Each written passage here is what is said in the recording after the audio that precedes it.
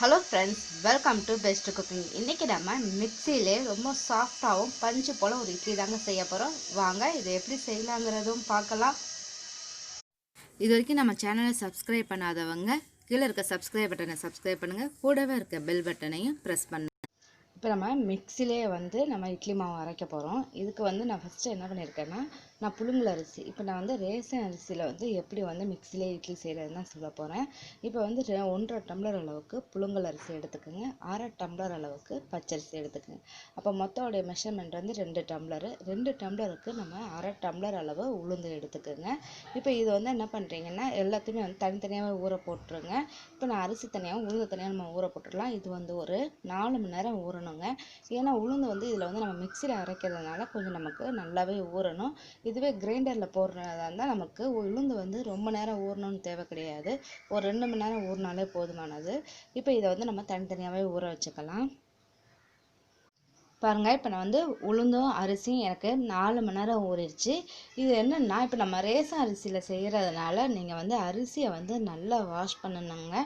அதனால நீங்கள் எவ்வளோ தூரம் நல்லா வாஷ் பண்ணி அது நல்லா ஒயிட் கலரில் வருதோ அந்த அளவுக்கு நல்லா வாஷ் பண்ணிவிட்டு அதுக்கப்புறமா நல்லாவே ஊற வைங்க. இப்போ எனக்கு இது 4 மணி நேரம் ஊறிடுச்சு. இப்போ இதை ஃபஸ்ட்டு நம்ம உளுந்தை அரைச்சிடலாம்.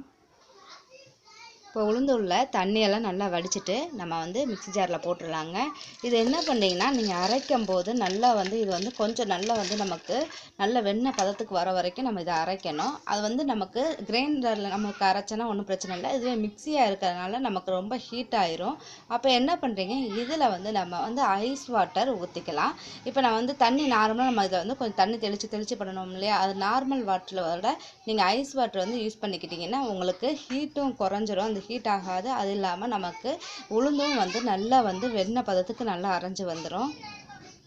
பாருங்கள், இப்போ நான் உளுந்தை நல்லாவே அரைச்சி எடுத்துட்டேங்க. நல்ல வெண்ணெய் பதத்துக்கு பாருங்கள் எனக்கு வந்திருக்கு பாருங்கள். இதுக்கு நான் ஐஸ் வாட்டர் தான் நான் லைட்டாக தெளித்து அரைச்சேன். நீங்கள் ஐஸ் வாட்டரே கொஞ்சம் யூஸ் பண்ணிக்கோங்க. இந்த மாதிரி நல்லா அரைச்ச பிறகு நம்ம என்ன பண்ணுறோம், இதை தனியாக எடுத்து ஒரு பவுலில் வச்சிடலாங்க. இப்போ உளுந்து எடுத்து நம்ம தனியாக உளுந்து மாவு எடுத்து தனியாக நம்ம ஒரு பாத்திரத்தில் வச்சுட்டோம்.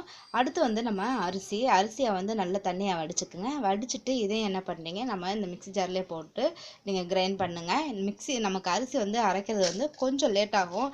அதனால இதுலேயும் நீங்கள் என்ன பண்ணுறீங்க, ஐஸ் வாட்டரே கொஞ்சம் நம்ம ஊற்றிக்கலாம். பாருங்க, இப்போ நான் எல்லா அரிசியுமே போட்டுக்கிட்டேன்.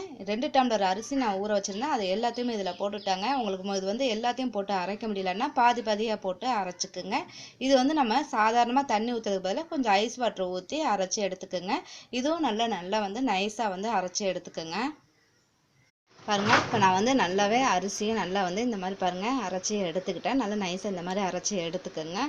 இப்போ இதை என்ன பண்ணுறோம், நம்ம ஏற்கனவே உளுந்து மாவு எடுத்து வச்சுருக்கோம், அதிலே இதை நம்ம ஊற்றிக்கலாம்.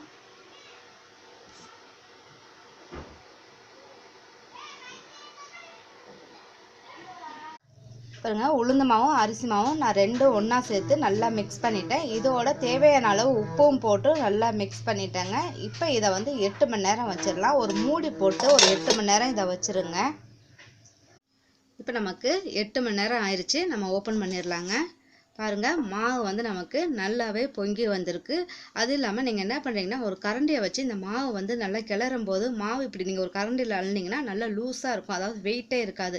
அப்படி இருந்துச்சுன்னா உங்களுக்கு இட்லி நல்லா சாஃப்டாக இருக்கும். அது மாதிரி உங்களுக்கு மாவு எடுக்கும்போது கொஞ்சம் கனமாக அந்த மாதிரி இருந்துச்சுன்னா கொஞ்சம் போல் லைட்டாக சோடா மாவு போட்டு இதை கொஞ்சம் தண்ணி ஊற்றி நல்லா மிக்ஸ் பண்ணிக்கோங்க. இப்போ நான் இட்லி தட்டு எடுத்து அது மேலே துணி விரிச்சிருக்காங்க. இது கொஞ்சம் இட்லி தட்டு ஹோல் உள்ளது, அதனால நான் துணி விரிச்சிருக்கிறேன். இப்போ இந்த துணியில் நம்ம டேரெக்டாக இட்லி ஊற்றுறதுக்கு முன்னாடி மாவு ஊற்றுறதுக்கு முன்னாடி என்ன பண்ணுறீங்கன்னா, கொஞ்சம் போல் ஆயில் கையில் அப்ளை பண்ணிவிட்டு அது மேலே லைட்டாக இந்த குழியில் ஃபுல்லாக மேலே தடவிக்குங்க. ஏன் இப்படி தடவுறோம்னா, நீங்கள் எண்ணெய் தடவிட்டு நம்ம மாவு ஊற்றுனீங்கன்னா நம்ம இட்லி எடுக்கும்போது துணியில் ஒட்டவே ஒட்டாதுங்க. அதுக்காக தான் கொஞ்சம் போல் ஆயிலை நம்ம அதில் அப்ளை பண்ணுறோம்.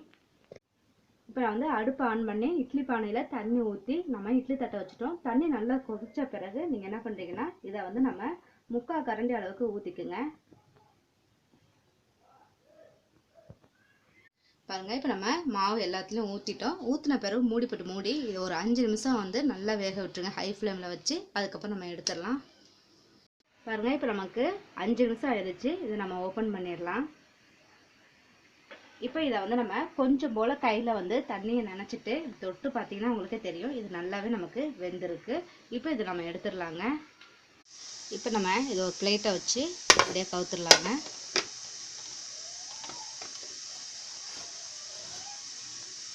இப்போ எடுத்துகிட்டு நம்ம ஆயில் தடவிறதுனால நமக்கு வந்து இதில் ஒட்டாமே வந்துடும். பாருங்கள், நமக்கு ஒட்டவே இல்லை பாருங்கள் துணியில். பாருங்கள், இட்லி வந்து நமக்கு நல்லா சாஃப்டாக இருக்குது பாருங்கள், பஞ்சு போல் இருக்குது பாருங்கள். மிக்சியிலே நம்ம ஒரு அருமையான சாஃப்டான இட்லி நம்ம ரெடி பண்ணிட்டோங்க. கண்டிப்பாக இது நீங்கள் ட்ரை பண்ணி பாருங்கள். இது உங்களுக்கு ரொம்ப பிடிச்சிருந்தா லைக் பண்ணுங்கள், ஷேர் பண்ணுங்கள், மறக்காமல் சப்ஸ்கிரைப் பண்ணுங்கள். Thank you viewers.